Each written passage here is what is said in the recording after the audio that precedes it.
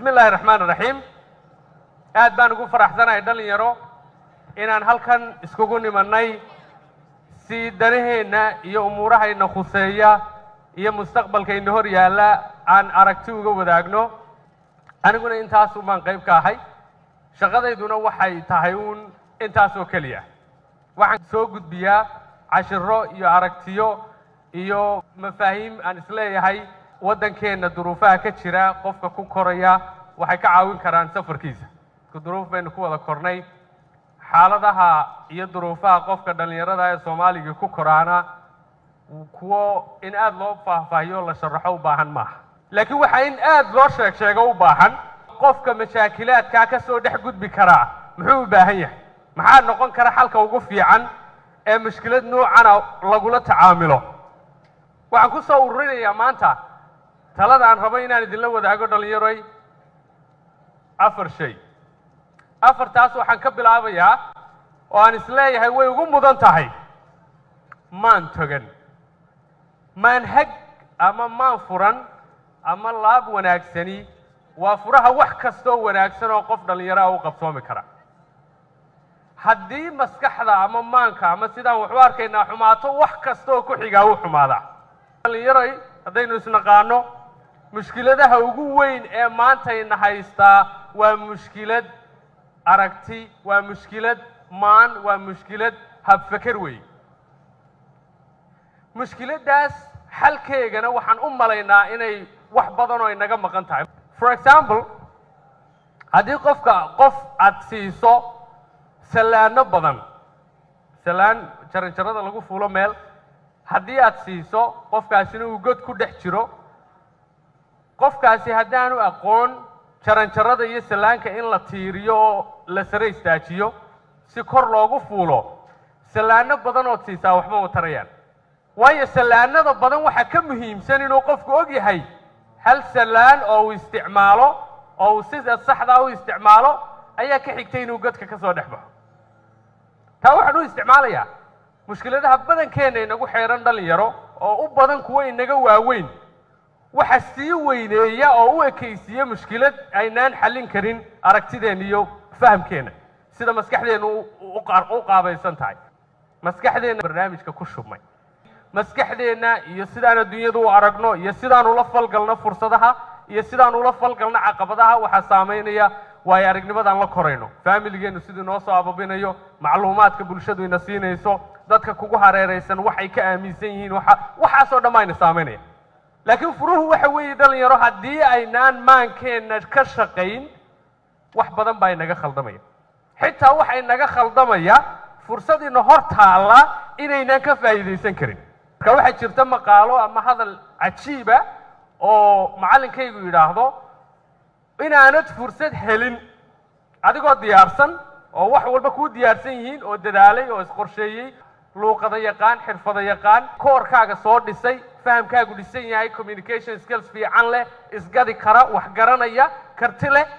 adigoo sidaas inaad fursad weydo ayaa ka fiican in adigoon diyaar ahayn ay fursadi ku timaado fursadaasina ku seegto si kale oo fudud baan u dhigayaa adigoo diyaara inaad fursad weydo waa caadi next opportunity mar labaad mar saddexaad mar afraad mar unbay imanaysaa as long as you are ready laakiin haddii adigoon diyaar ahayn ay fursadi timaado waa halka qoomamadu ka dhalato adoon diyaar ahayn bay fursadi ku iman ka faa'iideysan kari maysid markaasaad gabgablen tanna waa taan u badannahay dhalinyaray arrintaa meel ku qora adigoon diyaar ahayn bay fursadi ku iman waad gabgablen gab last minute halkan xaggan hebel la hadla you can because maad soo diyaar galoobin fursadii sidii bay kugu dhaaf markay ku dhaaftana qooma baa ku xigta adaa is canaanan duruufaad canaanan dadkaad canaanan dugsigaad canaanan waalidkaad canaanan qof kastoo kuu dhow baad canaanan just because maad soo diyaar galoobin dhalinyaro qodobkaa koobaad meel adag ku qorta haddaad rabtaan oo ay naga go'an tahay inaynu nolosha adag ee dalkan iyo dadkani marayo aad ka soo gudubto wax ka noqoto ka soo dhex baxdo xidig noqoto tusaale u noqoto kuwa kula koraya jiilka ka dambeeyay inay kugu daydaan aad rabto waxa khasab kugu ah inaad maskax furnaato inaad laab furnaato inay kaa go'an tahay inaad niyadaadu fiican tahay inaad aaminsan tahay inaad u qalanto in wax wanaagsani ku hor yaalaan inaad aaminsan tahay inaad leedahay ilaahay oo wax walba kuula diyaara haddaad bixiso dadaalka iyo shaqaday rabto haddii aad ku hawl gasho dadaal iyo duco inaanad marnaba natiijo fiican waayin hadday laabtaada iyo niyadaadu sidaa tahay trust me waad helaysaa natiijo wanaagsan waxaana noqonaysaa qof ilaahay abaal mariyo dadka kalena tusaale fiican u noqda it all starts with this dhalinyaro meesha ugu weyn ee maanta laynaga fadhiyaa madaxa laynaga fadhiyaa waxay nagu adag inaan aragno mustaqbal fiican waxay nagu adag inaynu aaminno waxaan karayno waxay nagu adag isku dayga koobaad waxay nagu adag ku samirka shaqada qof ma jira adduunyada wax isku dayay oo waxa uu isku dayay maalintii koobaad ba uu hagaagay ma jirto qof kastoo taqaano oo wax noqday wuxuu leeyahay qiso xanuun badan oo fool xun wuxuu leeyahay qiso ay ka buuxaan albaabo lagu soo xidhay wuxuu leeyahay qiso fool xun wuxuu leeyahay in lala soo yaabo lagu soo qoslo laga soo maadaystay xitaa adigaagadii hor fadhiya haddii wuxuun maraad isku dayday dad baa jira kaa shikiyey ama waxyaabo la yaab loo ku xeeran waxaad raadinaysay duruufteedii maskaxdaada fur waxaan rabaa inaan ballan ka dhigano dhalinyaro inaad maskaxdaada furto laabtaada ballaadhiso dadaalka badiso isku dayga badiso aad niyadda soo dhisato ilaahay aaminto adigu is aaminto aad aaminto in haddaad dadaasho inuuna ilaahay ku dayacayn qof kasta oo aan ku aaminsanayna inuu ka weyn yahay ilaaha ku abuuray oo ku aaminsan oo abaal mariyo dadaalka iyo shaqada qodobka labaad waxa weeyaan dhalinyaro qofku meesha uu ka dhaqaaqo waxa kow ka ah inuu is aaminsan yahay inaad is aaminsan tahay arrintaasi way naga dhimataa from the get go markaan soo bilaabayno shaqada iyo dhalinyarnimada iyo koridda iyo isku dayga markaasay naga dhimataa qofka dhalinyarada ee Soomaaliga ee duruuftan aan naqaano ku koraya waxa ku adag inuu aamino that he counts that she counts way inagu adag tahay inaad aaminto inaad isku filan tahay oo enough tahay oo natiijo dhalin karto oo inta tahay haddaad dadaasho oo aan isdiibin ay natiijo keeni karto that you matter that you count way inagu adag tahay because waxa la inoo sheegaa ilaa yaraanta waxyaabo ka duwan waxa koridaan soo korayno oo dhan baan u soo qaadanaa waxa marka adoo jeebadaha iyo laabta ay kaaga buuxdo caqiidooyin faasida oo ku laab jabinaya oo ku han jabinaya oo ku diiday inaad wax isku daydo oo ku diiday inaad dhiirato oo ku diiday inaad istaagto meelo fursad aad ka heli karto ayaad la soo koraysaa soo adigoo weyn ayaad weli hashkadaynaysaa oo jikasan tahay because waxaad caqiidooyinka ka soo qaadatay yaraantii ama waxaad ka soo qaadatay deegaanka kugu xeersan ee kaa shikisan soo saama aaminsanaanta uu qofku aaminayo naftiisu waa furaha wax kasta oo uu rabo inuu gaaro inaad aamintid kartida aad aamintid in meeshaad joogtaba qofka shaqada laga rabaa inay adiga tahay inaad aamintid wax kastood rabtid inuu shaqo rabo shaqada haddaad bixisana natiijadu ilaahay bixiyo oo aad ilaahay kula ballanto subxaanahu wa tacaala ilaahay oo anigu shaqada waan qabanayaa adigana waxaan kaa rabaa abaalmarinta waan is aaminsanahay intaa in ka badanna waxaan aaminsanahay ilaahayga laabtiina kuu ballaaran tahay waxyaaba ugu badan ee hadda dhalinyar ahaan inagu horgudban waxa ka mid ah markuu qofku soo dadaalo wax soo barto xilliga shaqo raadiska xilliyada ugu stressfulsana xilliyada ugu adag ee qofka dhalinyaradii uu culayska iyo cidhiidhiga iyo niyad jabka iyo buuqa dareemo waa markuu shaqada raadinayo xilligaas dadku waxay ku kala horumaraan siday u kala adkaysi iyo niyad wanaagsan yihiin ee u kala caqiido fiican yihiin walaashay iyo walaalkay waxaan kaa rabaa in maanta kadib aad dib u jadiidisay is-aaminidaada maanta markaad halkan ka baxday inaad tidhaaho maanta laga bilaabo shikigaan iska qabo waan yaraynaya maanta laga bilaabo albaabadaan ka baqaan garaacaya maanta laga bilaabo isku daygaan badinaya maanta laga bilaabo meel kastay fursaday taallo la igama horeynayo maanta laga bilaabo waxaan isku dayayaa inaan la iga fiicnaan if I am good enough haddaan la iga fiicnayn cidna ima joojin karto haddaan dadaalo ilaahay baa i abaalmarinaya haddaanan dadaalin ma helay natiijada waan is aaminsanahay ilaahayna waan aaminsanahay noloshana waxaan ku dhex marayaa anoo aaminsan naftayda iyo ilaahay oo madaxayga kor u haya waxaan waaye een heli waayaa eegada waxaan waaye een heli waayaa iima qornayn waxaan helo een ku dadaalaana ilaahay baa i siiyey that's who I am qof sidaaya anigoo aban nolosha dhex maraya haddaanad adigu is aaminin aniguna ku aamini maayo haddaanad adigu isqirin adigu is aaminin adigu raalli iska ahayn adigu is hormarinayn qof kale kuuma qabanayo qodobka saddexaad waxa weeyaan haddaad maskax furan tahay niyad wanaagsan tahay isku kalsoon tahay intaasoo kaliya meel kuma geynayso waa inaan xaqiiqooyin ka sheekaysano waxaad u baahan tahay kartidu aqoon bay noqon kartaa halabuur bay noqon kartaa farsamay noqon kartaa skills bay noqon kartaa karti baa loo baahan yahay wax kastood qabanaysaa waxay u baahan yihiin xirfado iyo aqoon certain set of skills and knowledge bay u baahan yihiin haddaana taahayn waxaad noqonaysaa qof qiiraysan qiiraduna qofka meel ma geyso waxa meel geeyo qofka inuu leeyahay xirfadaha iyo kasmada iyo aqoonta uu waxa ku qaban karo haddaanad garanayn qof garanaya daba istaag qalinka daba qabso qofkan aan ka baranaya it's simple waa xisaab yar oo fudud anahay waxay u baahan tahay xirfad aqoon waxaasaan baranaya waan ku samraya dugsigan aan tegaya qofkan aan wax ka baranaya shirkan aan tegaya koorskan aan qaadanaya jaamacadaasaan tegaya shirkan aan tegaya qofkan you need to learn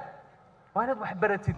oo aad xirfado iyo aqoon isbartid skills and knowledge waxaas waxay kaaga baahan yihiin karti haddaanad karti lahayn weligaaba xadhkaha qabyaaladaha aad raaci xadhkaha qabyaaladuna way jilicsan yihiin daahan haddaad tidhaaho halkaasaan ku fuuli kuma fuushiinayo wuu jilicsan yahay daahani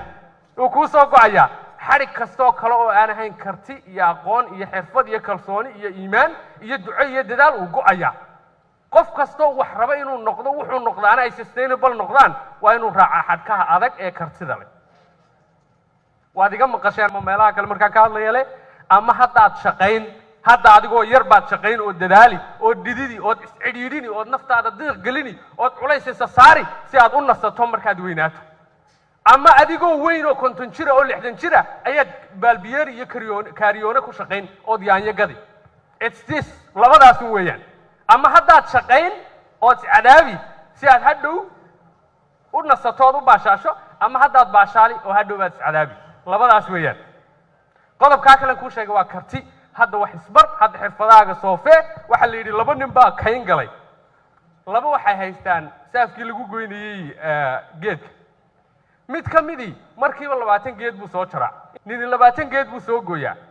ninkii kalena 2 geed 3 geed 4 geed buu soo gooyaa markay soo noqdaan ay ninkii geedaha yar soo gooyay baa yimiday wuxuu yidhi niyow sidee 20 geed u geysay isku gudulun baan haysanaa isku waqti baan haysanaa maxaad iiga natiijo badan tahay wuxuu ku yidhi maxaad samaysaa markaad geedka goysaba geed baan gooyaa buu yidhi ka labaad baan ku xigsiiyaa ka saddexaad baan ku xigsiiyaa ka afraad baan ku xigsiiyaa ka shanaad baan ku xigsiiyaa wuxuu yidhi haddaba anu sheekadaa sheeke ka duwan baan isticmaalaa geed baan gooyaa waan soo yaro noqdaa mididaydaan seefaystaa gudintaydaan seefaystaa geedka labaad baan gooyaa gudintaydaan seefaystaa sidaasi waxay ii saamaxday inaan geedo badan gooyo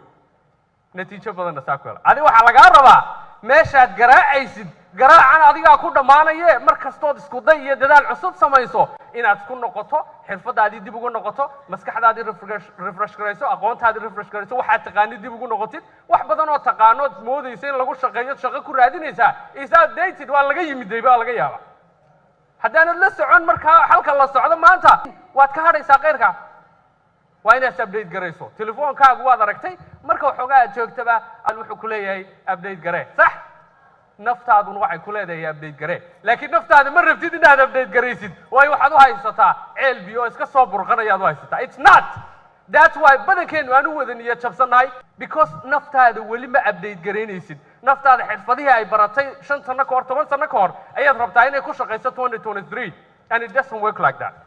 waxa lagaaga baahan yahay maan furan maskax cusub xirfado cusub aqoon cusub baa lagaaga baahan yahay dib isku update garee markaa ha isku iloobin meesha aad joogtana qodobka afraad ee idin sheegayaan idinkaga tagaya walaaliyo waxa weeyaan hadduuna qofku horumarayn uu fool xumaadaa soomaalidu waxay ku mahmaahdaa biyo meel fadhiistay iyo marti raagtay labaduba way soo uraan waayo labadaasba looguma talagelin inay meel qura joogaan socodkay ku qurux badan yihin martiduna waxay ku qurux badan tahay short stay 2 3 4 5 days meelaha hadduu iska sii joogo bilasi karaahiya bilaabanta sayla qofku markuu guriga ku yara absaamay saacaddii loo qoonday in ka yara badan uu fadhiyo qof baa soo yara kaca kabihiisiyo guriga ku soo galo guriga ku soo jeedaan u sii jeedinaa waxaan u sheegaynaa oo leenahay waad yara daaday akhi in yar fududee cagtaba leen reer koonfurka soo dhowmiya laakiin waxaa loo jeedaa sii soco الله جرا مركا dhalinyaro haddaanad dhaqaaqayn oo aanad ka fiicnayn meeshaad shalay joogtay waad fool xumaanaysaa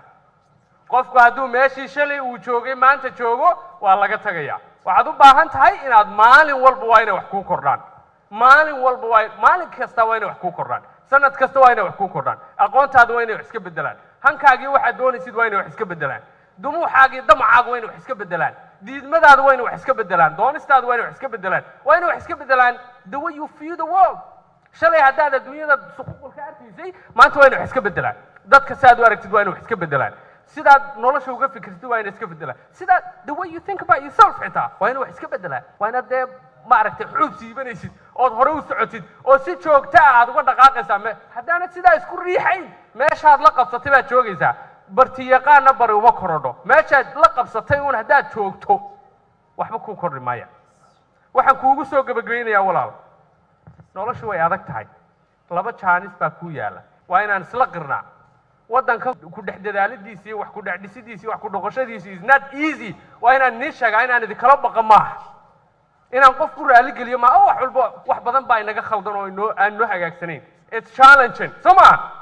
laba mid baa ku yaala inaad isdhiibto tiraahdo waa sheekadani way dhammaatay anu waxba kama qaban karo waan isdhiibay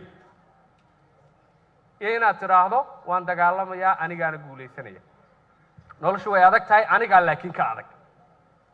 meel kastoo la joogo caqabadaa ka jira caqabaduhun baa kala duwan laakiin anu isma dhiibayo tan haddaan wax ku dhex noqdo meel kaloo adduunyaday soo celin kartaa ma jirto because caqabadahan qofku wax ku dhex noqon kara meel kastoo kalena waxbuu ku noqonaya aaminsanaanta laabta gasho saddex shay ila dhan markaa isma dhiibayo waa markaygii intaa laabta ku hayso ku shaqo gal berri markaa toostan waxaan kaa rabaa adigoo la toosay new mindset iimaan cusub aragti cusub maskax furan iyo adoo is aaminsan oo qofkii kaa soo horbaxaba indhaha ka eegaya oo u sheegaya waxaad qaban kartid iyo waxaad noqon kartid I love you